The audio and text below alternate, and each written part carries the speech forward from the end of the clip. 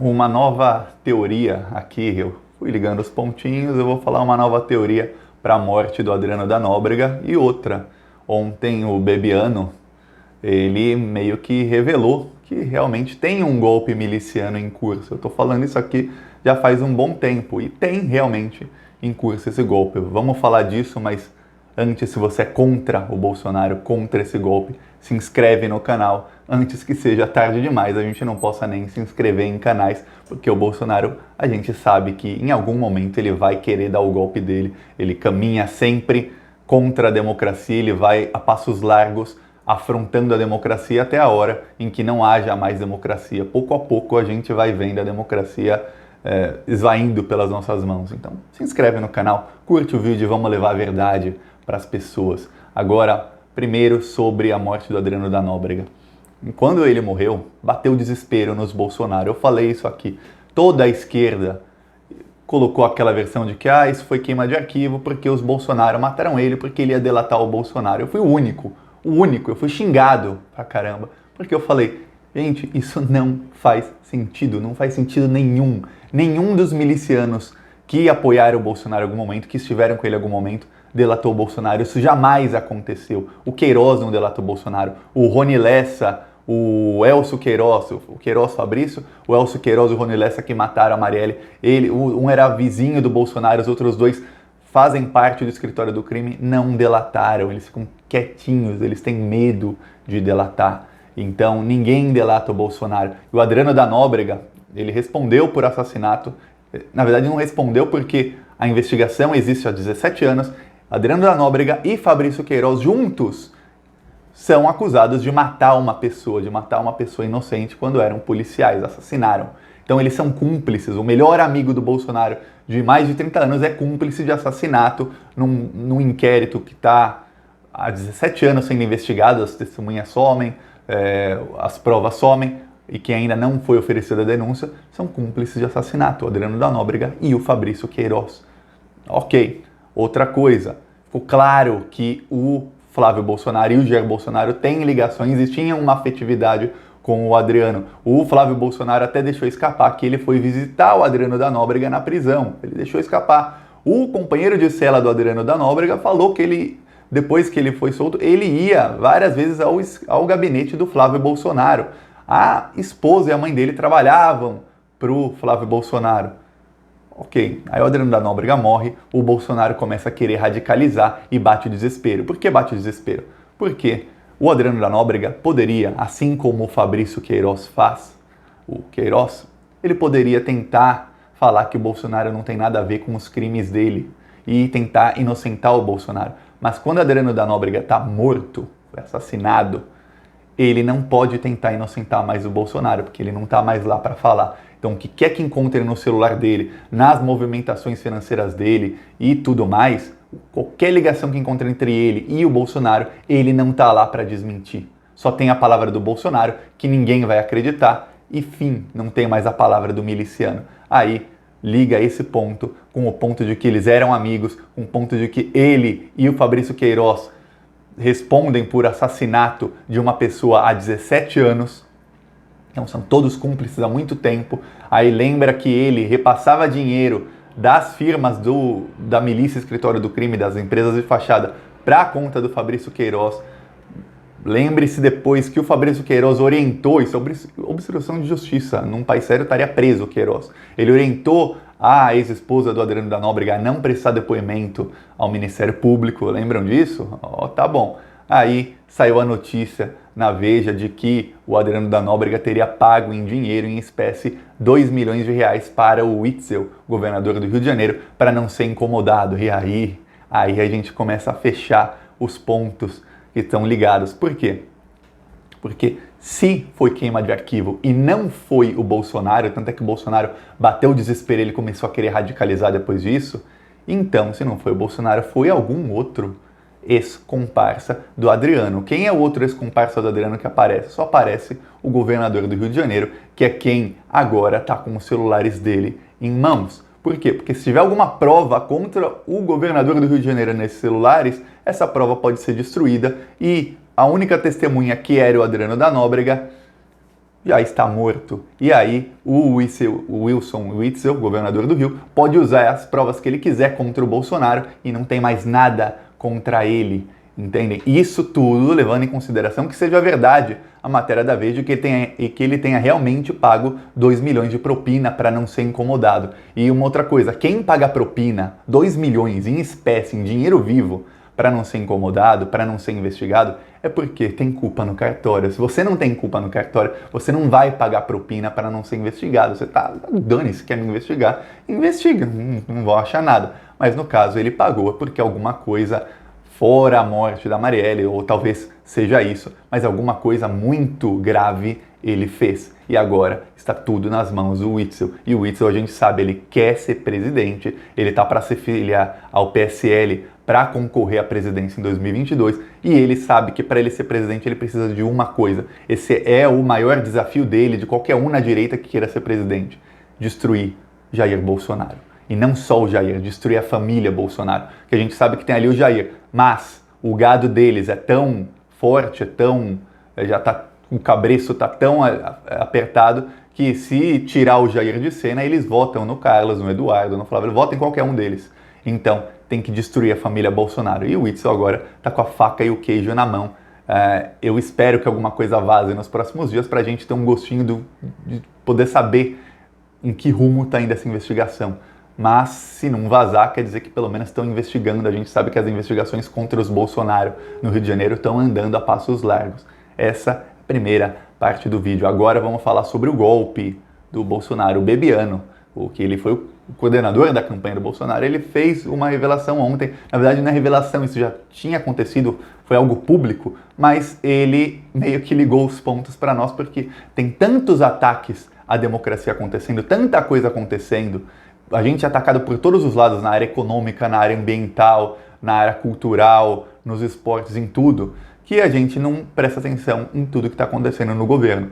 O Bebiano falou uma coisa: olha, o Olavo de Carvalho, ele brigou com os militares e ele começou a dar cursos gratuitos a policiais militares. Olha só, eu falei que tinha gente do governo federal infiltrada no motim dos policiais do Ceará, lá em Sobral, em Fortaleza. Lembra disso? Então, gente do governo federal paga com dinheiro público, nosso dinheiro, estava lá infiltrado nos policiais, convertendo policiais em milicianos, em bandidos de farda, para fazer esse motim. Ok, aí foi lá a Guarda Nacional, o chefe da Guarda Nacional chamou os policiais de gigantes, corajosos, os policiais amotinados, os criminosos. O Sérgio Moro falou que motim é ilegal, mas eles não podem responder pelo crime, ou seja, é ilegal, mas dane-se. O Eduardo Bolsonaro também conclamou os policiais, ou seja, eles estão conclamando novos motins, eles querem novos motins.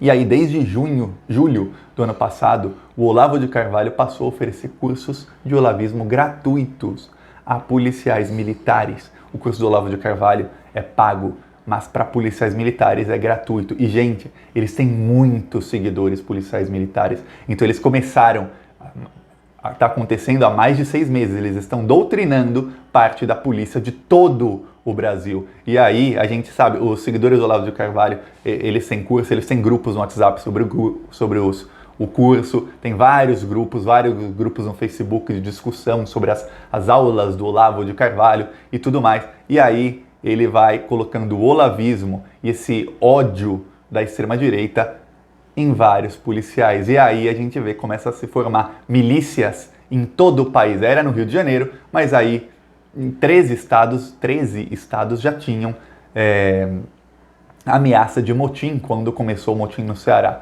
O que acontece é que quando deram 2 tiros um senador, ficou claro para o Brasil inteiro que tinha alguma coisa muito errada ali. Então meio que murchou o movimento. Mas a doutrinação de milhares de policiais militares para que se tornem bolsonaristas, olavistas e estejam 100% às ordens do presidente, inclusive formando milícias, já está acontecendo nesse momento. Ou a gente começa a fazer alguma coisa, contra-atacar, ou a esquerda começa a tentar trazer policiais para o lado da esquerda, finalmente, porque a esquerda não faz, a esquerda simplesmente fala: a polícia é fascista, dane-se a polícia. Não, não é assim.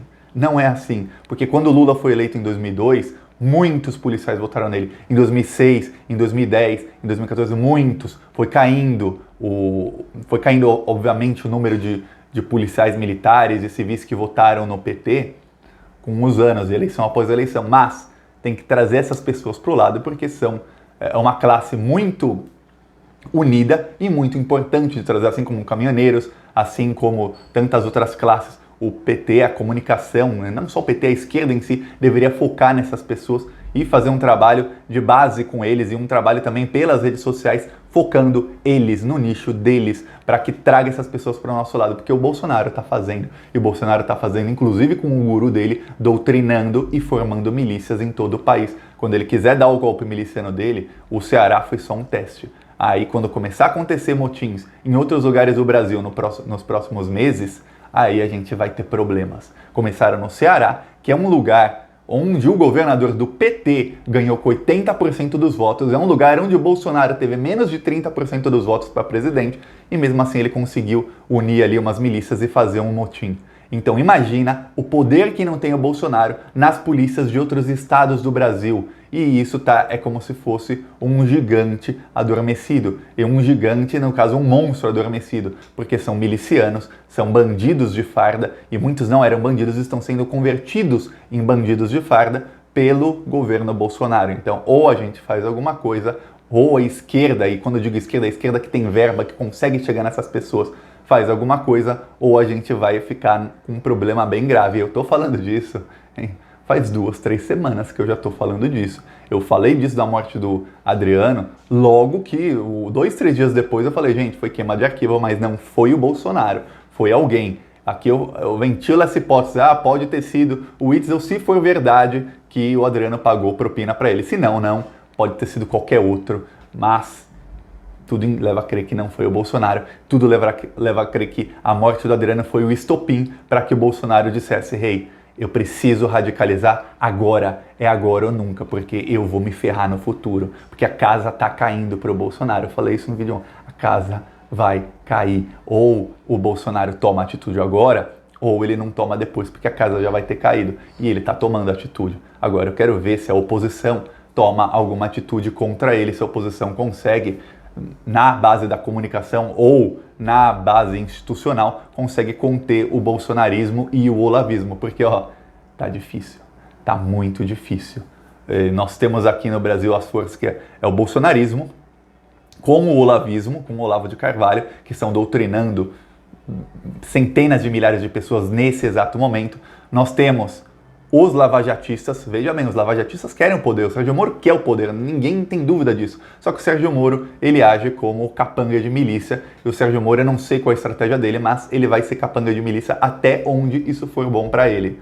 E nós temos também, de outro lado, lembre-se, o Olavo não gosta dos militares das Forças Armadas. Os praças, e aí dá um Google, os praças das Forças Armadas estão por aqui, com o Bolsonaro. Eles não gostam do Bolsonaro, mas isso são das Forças Armadas e não das polícias. Bolsonaro não precisa, já falei 1000 vezes, ele não precisa das Forças Armadas para dar um golpe. Ele só precisa que as Forças... Ele não precisa que o Exército suje as mãos. Ele só precisa que o Exército não faça nada e faça vista grossa. E para o Exército fazer vista grossa é muito simples. Basta que o Bolsonaro não dê ordem para o Exército parar um golpe miliciano. O Exército não age por ordens próprias, só age por ordem de superiores, tem uma hierarquia. E nessa hierarquia, o máximo da hierarquia, votado por 57 milhões de trouxas, é o Bolsonaro. Se o Bolsonaro, se fizerem um motim da polícia em vários estados, o Bolsonaro falar para o exército, fica quietinho aí, fica quietinho, deixa eles se resolverem lá, o exército vai ficar quietinho e vai deixar eles se resolverem lá. E aí é que o Bolsonaro tem o poder dele. Então, ele não tem o exército nas mãos. Muita gente acha que porque ele tem militares no governo, ele tem nas mãos, mas olhem outros analistas políticos, gente que fala sobre isso, gente até da direita. Ele não tem as Forças Armadas nas mãos, ele tem alguns amigos das Forças Armadas e é isso. Inclusive eu falei, na posse do general que agora é ministro-chefe da Casa Civil, o Bolsonaro chamou todos os generais ativos, são 16 ou 18, só foram 2. Os outros estavam em Brasília e não foram. Então o Bolsonaro não tem nem os praças e nem o alto comando. E o guru do Bolsonaro, que é quem indica até hoje os ministros do governo, que é o Olavo de Carvalho, ele não para de xingar os militares. Ele fala, os militares são comunistas, os militares isso, aquilo, porque ele vê que os militares, agora que ele tem contato com eles, ele vê que os militares não estão 100% alinhados ao bolsonarismo, não estão nem 50% alinhados ao bolsonarismo. Os militares estão esperando a brecha deles ali. Talvez ele seja uma terceira força nisso. Tem o bolsonarismo, o colavismo, o Sérgio Moro em algum momento na espreita e os militares também na espreita em algum momento para ver o que eles podem fazer. Mas esse é o panorama. A esquerda, você pode ver que eu falo aqui os poderes que estão à espreita de chegar ao poder, e eu nem cito a esquerda. Por quê? Porque a esquerda está adormecida, deitada em um berço esplêndido. Então, acorda, esquerda, acorda, porque senão vai ser tarde demais. E se você quer que a esquerda acorde, compartilhe esse vídeo com muitas pessoas. E se você não é inscrito no canal, se inscreve e não esquece de curtir o vídeo e de deixar seu comentário sobre tudo. Concordando ou discordando, deixe seu comentário. Falou!